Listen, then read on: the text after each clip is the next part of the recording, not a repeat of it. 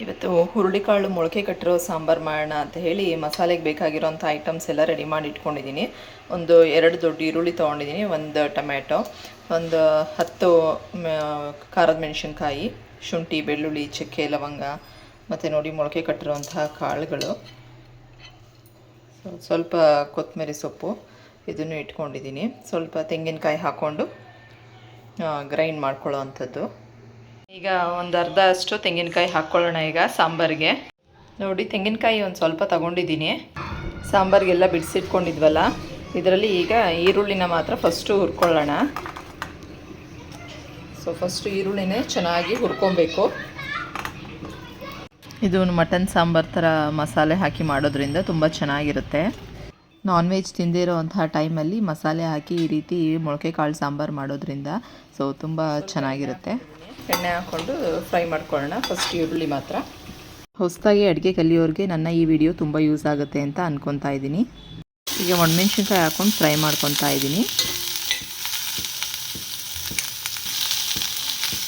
Next ಈಗ ಬೆಳ್ಳುಳ್ಳಿ, ಶುಂಠಿ, ಚಕ್ಕೆ, ಲವಂಗ ಎಲ್ಲ ಹಾಕ್ಕೊಳ್ಳೋಣ.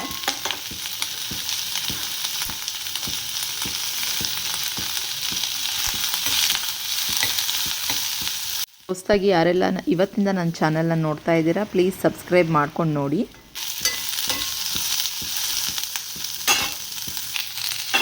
ಚೆನ್ನಾಗಿ ಫ್ರೈ ಮಾಡ್ಕೋಬೇಕು.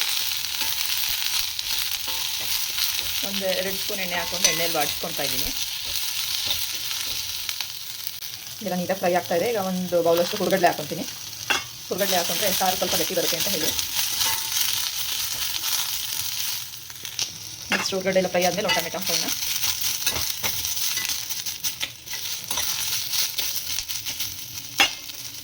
ನೆಕ್ಸ್ಟು ಒಂದು ಸ್ವಲ್ಪ ಕೊತ್ತಂಬರಿ ಸೊಪ್ಪು ಹಾಕ್ಕೊತೀನಿ, ಕಟ್ ಮಾಡ್ಕೊಂಡಿದ್ದೀನಿ.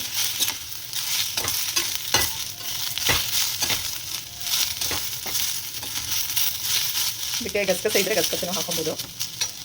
ಇದು ಸಾಕು, ಸ್ಟವ್ ಆಫ್ ಮಾಡ್ಕೊಳ್ಳೋಣ. ಇದೆಲ್ಲ ತಣ್ಣಗಾದ್ಮೇಲೆ ಮಿಕ್ಸಿ ಜಾರ್ಗೆ ಹಾಕಿ ಗ್ರೈಂಡ್ ಮಾಡ್ಕೋಬೇಕು. ಸೊ ನಾನೀಗ ಫಸ್ಟು ತೆಂಗಿನಕಾಯಿ ರುಬ್ಕೊತೀನಿ, ಆಮೇಲೆ ಇದನ್ನೆಲ್ಲ ರುಬ್ಕೊಳ್ಳೋಣ. ನೆಕ್ಸ್ಟ್ ಒಗ್ಗರಣೆಗೆ ನಾನೀಗ ಕುಕ್ಕರ್ ಇಟ್ಕೊಂಡಿದ್ದೀನಿ. ಸ್ವಲ್ಪ ಎಣ್ಣೆ ಹಾಕ್ಕೊಂಡಿದ್ದೀನಿ. ಇದಕ್ಕೆ ಒಂದು ಸ್ವಲ್ಪ ಈರುಳ್ಳಿ ಕಟ್ ಮಾಡಿ ಹಾಕ್ಕೊಳ್ಳೋಣ. ಚೂರು ಈಗ ಕುಕ್ಕರ್ ಕಾಯ್ದಿದೆ, ಸ್ವಲ್ಪ ಈರುಳ್ಳಿ ಹಾಕ್ಕೊತೀನಿ. ಇದು ಫ್ರೈ ಆಗಬೇಕು. ಇದು ಫ್ರೈ ಆಗ್ತಾಯಿದೆ. ಈಗ ನಾನು ಹುರುಳಿಕಾಳನ್ನೆಲ್ಲ ತೊಳೆದು ಕುಕ್ಕರ್ಗೆ ಸೇರಿಸ್ಕೊತಾ ಇದ್ದೀನಿ. ನೋಡಿ ಕಾಳೆಲ್ಲ ಹಾಕಿದ್ಮೇಲೆ ಒಂದು ರೌಂಡಿಗೆ ತಿರುಗ್ಕೊಬೇಕು ನೀಟಾಗಿ. ಎಣ್ಣೆ ಹಾಕಿ ಎಣ್ಣೆಯಲ್ಲಿ ಸ್ವಲ್ಪ ಫ್ರೈ ಆಗಿ ಅದು ನೀರು ಬಿಟ್ಕೊಳ್ಳುತ್ತೆ. ಈಗ ಉಪ್ಪು ಹಾಕ್ಕೊಳ್ಳೋಣ ಸ್ವಲ್ಪ.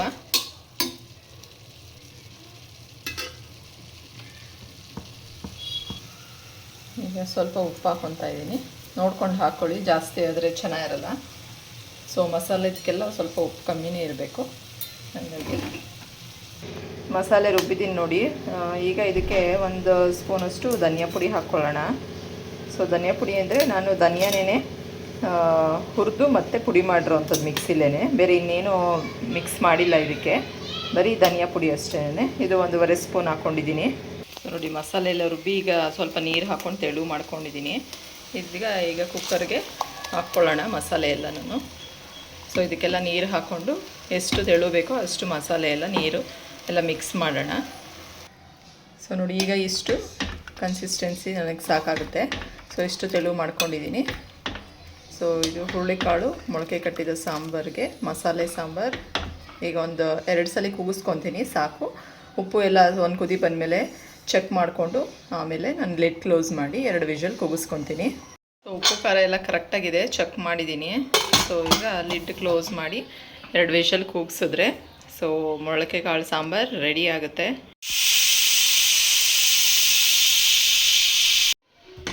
ಸೊ ಈಗ ಸಾಂಬಾರು ರೆಡಿ ಆಗಿದೆ. ಹೇಗಾಗಿದೆ ಅಂತ ನೋಡೋಣ.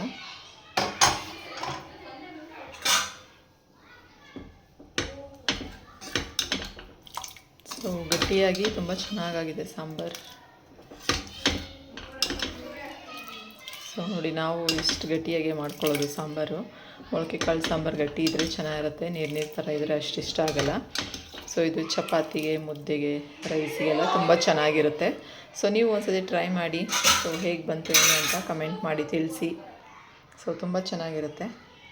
ಹೊಸದಾಗಿ ಅಡುಗೆ ಕಲಿಯೋರು ಇದನ್ನು ನೋಡಿಕೊಂಡು ಈಸಿಯಾಗಿ ಮಾಡ್ಕೊಬೋದು. ಇವತ್ತಿನ ವ್ಲಾಗ್ನ ಇಲ್ಲಿಗೆ ಎಂಡ್ ಮಾಡ್ತಾ ಇದ್ದೀನಿ. Thank you so much. Have a nice day. Bye bye. ಇಷ್ಟ ಆದರೆ ಕಮೆಂಟ್ ಮಾಡಿ ಹೇಗಿತ್ತು ಅಂತ.